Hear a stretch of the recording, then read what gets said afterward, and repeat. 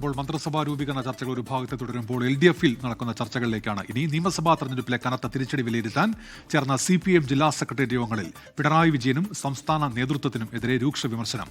മുഖ്യമന്ത്രിയുടെയും party സെക്രട്ടറിയുടെയും ശൈലി ജനങ്ങൾ തള്ളിക്കളഞ്ഞെന്ന് കണ്ണൂർ, കൊല്ലം, കോഴിക്കോട് ജില്ലാ കമ്മിറ്റികളിൽ വിമർശനമുയർന്നു.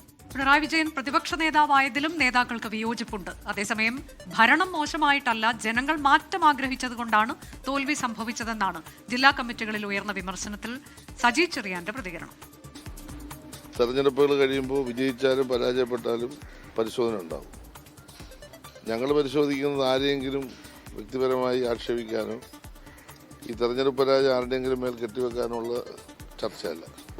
പറയാൻ പാടില്ലാത്തൊരു വാർത്ത ഇന്നലെ പറഞ്ഞു. അതായത് പ്രതിപക്ഷ നേതാവായി അദ്ദേഹത്തെ എടുത്ത തെറ്റായിപ്പോയി. അങ്ങനെ ഒരു ചർച്ച വന്നിട്ടില്ല. കേരളത്തിൽ CPIM-ന് പ്രതിപക്ഷ നേതാവിനെ തീരുമാനിക്കാനുള്ള അവകാശമുണ്ട്. ഇന്ന് കേരളത്തിൽ ഇപ്പോൾ ബഹുമാനപ്പെട്ട മുഖ്യമന്ത്രിയാകാൻ പോകുന്ന VD സതീശൻ തന്നെ പറഞ്ഞല്ലോ, കേരളത്തിൽ ജീവിച്ചിരിക്കുന്ന ഏറ്റവും തലമുതിർന്ന രാഷ്ട്രീയ നേതാവാണ്, കമ്മ്യൂണിസ്റ്റ് നേതാവെന്നല്ല അദ്ദേഹം പറഞ്ഞത്, രാഷ്ട്രീയ നേതാവാണ് ശ്രീ പിണറായി വിജയൻ. അജീഷ് ജയകുമാർ വിവരങ്ങളുമായി. അജീഷ്, ഇതേ വിമർശനം ഇന്നലെയും ഒക്കെ പത്തനംതിട്ടയിലൊക്കെ ഉയർന്നത് ഇതേ കാര്യങ്ങളൊക്കെ തന്നെയാണ് അവിടെയും പറഞ്ഞത്. അതിൽ ഇപ്പോൾ സജി ചെറിയാൻ ചൂണ്ടിക്കാട്ടുന്നത് പോലെ ഈ പ്രതിപക്ഷ നേതാവായും പിണറായി വിജയൻ വരുന്നതിലും ഒക്കെ രൂക്ഷ വിമർശനം ഉയർന്നതാണ്.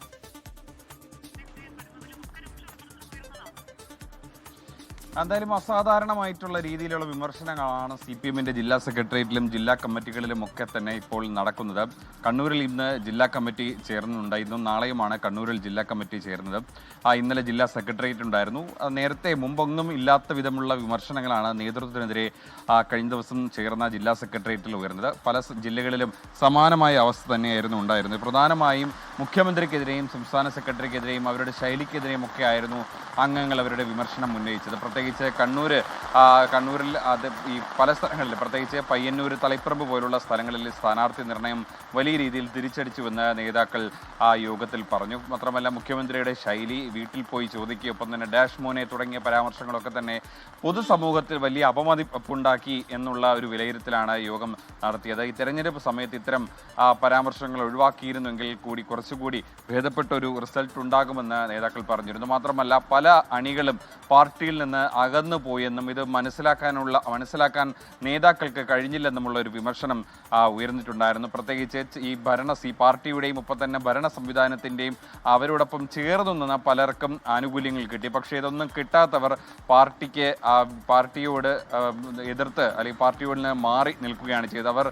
അവരുടെ വിയോജിപ്പ് തെരഞ്ഞെടുപ്പിൽ വോട്ടായി രേഖപ്പെടുത്തുകയാണ് ചെയ്തത്. പത്തനംതിട്ടയിലും കൊല്ലത്തുമൊക്കെ മുഖ്യമന്ത്രിയെ പ്രതിപക്ഷ നേതാവായി തീരുമാനിച്ചതിനെതിരെയും വിമർശനം ഉയർന്നിരുന്നു.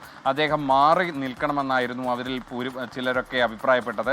പുതിയ തലമുറയ്ക്ക് വഴിമാറി കൊടുക്കേണ്ടതായിരുന്നു പിണറായി വിജയൻ എന്നുള്ളൊരു അഭിപ്രായം പല നേതാക്കളും ഉന്നയിച്ചു. കൂടാതെ പത്തനംതിട്ടയിൽ ആറന്മുളയിൽ വീണ ജോർജിന്റെ തോൽവിയിലും വലിയ വിമർശനം ഉയർന്നിരുന്നു. അതിൽ വീണ ജോർജിന്റെ ശൈലിയും അവരുടെ സമീപനത്തെക്കുറിച്ചുമായിരുന്നു വിമർശനം ഉയർന്നത്. പലരും വിളിച്ചാൽ പോലും ഫോൺ എടുക്കാത്ത ഒരു നേതാവായി വീണ ജോർജ് മാറി എന്ന ചില നേതാക്കൾ തന്നെ വിമർശനം ഉന്നയിച്ചിരുന്നു. അവർ അറിയാതെ തന്നെ ചില വിവാദങ്ങളിലൊക്കെ കൊണ്ട് അവർ തലവെച്ച് കൊടുത്തതായിട്ട് വിമർശനം ഉയർന്നു. അങ്ങനെ പല ജില്ലകളിലും പല നേതാക്കളിലും വലിയ രീതിയിലുള്ള വിമർശനങ്ങളാണ് നേരിടേണ്ടി വന്നത്. പ്രത്യേകിച്ച് CPM-ന്റെ കോട്ടകളിൽ പോലും വലിയ തോൽവി ഏറ്റുവാങ്ങേണ്ടി വന്നത്. ഏറ്റവും പ്രധാനപ്പെട്ടത് പേരാവൂരിൽ KK ശൈലജയുടെ തോൽവിയായിരുന്നു. അവിടെ മത്സരിക്കേണ്ടത് ധീരനായ പിണറായി വിജയൻ ആയിരുന്നു എന്നുള്ള പരിഹാസ്യരൂപമായ വിമർശനം പോലും പത്തനംതിട്ട ജില്ലാ കമ്മിറ്റിയിൽ ഉയർന്നു. അങ്ങനെ KK ശൈലജയെ പേരാവൂരിൽ കൊണ്ടുപോയി കുരുതി കൊടുത്തു എന്നുള്ളതായിരുന്നു അവിടെ ഉയർന്ന വിമർശനം. എന്തായാലും ജില്ലാ കമ്മിറ്റികളിലും സെക്രട്ടേറിയറ്റിലും ഒക്കെ തന്നെ രൂക്ഷമായ വിമർശനങ്ങൾ പാർട്ടി നേരിടേണ്ടി വരുന്നുണ്ട്. എന്തായാലും ഇതൊക്കെ ശ്രദ്ധാപൂർവം കേട്ട് വേണ്ട പരിശോധനകൾ നടത്തും എന്നുള്ളതാണ് CPM-ന്റെ നേതാക്കളായ തോമസ് ഐസക് അടക്കമുള്ള നേതാക്കൾ ഇപ്പോൾ വ്യക്തമാക്കുന്നത്. അതാണ് ആ തരത്തിലേക്ക് രൂക്ഷമായ വിമർശനം ജില്ലാ കമ്മിറ്റികളിൽ CPIM-ന്റേത് ഉയരുകയാണ്. ഏറ്റവും പ്രധാനമായി എന്താണ് തിരിച്ചടിക്ക് കാരണമായത് എന്നതിൻ്റെ വിലയിരുത്തലുകൾ വരികയാണ്. അതിൽ ഇപ്പോൾ ഉണ്ടായിരിക്കുന്ന ഒരു തീരുമാനത്തെ കൂടി വിമർശിച്ചുകൊണ്ടാണ് അംഗങ്ങളുടെ വിലയിരുത്തൽ. വിമർശനം പ്രതിപക്ഷ നേതാവായും പിണറായി വിജയൻ ചുമതലയേൽക്കുന്നു എന്നുള്ളതിനൊക്കെ രൂക്ഷ വിമർശനം അംഗങ്ങൾ ഉന്നയിക്കുന്നു എന്നുള്ളതാണ് വിവരം.